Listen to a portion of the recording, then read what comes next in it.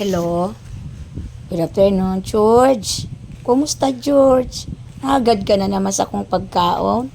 O, tapos gulay bagay niyo. Tapos di ka man makaon gulay. Yan si ate. So, nahiling sa pandok. Dakulo na nudo itong kinarag sa pandok. Guys, so yan.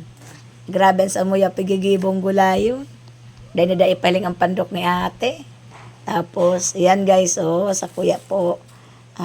Talbos ng kamote. Iyan, sa kuya iyan na gugulayon. Na pakulaw. Tapos, ini talbos. Kakaganang kuning kuyog. Ang tawag dyan. I-steam ko to sa kaganan ng kuyog suwa. Ayan po guys, sa mga pang-ulam ko. Ulamin ko yan. Yan. Tuturan ko mga aki ko magibo.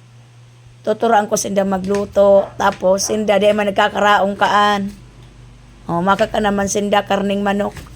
Mga arin, may mga pakpak naman ini. O, yan.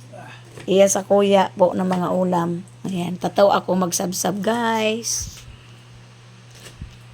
Bye.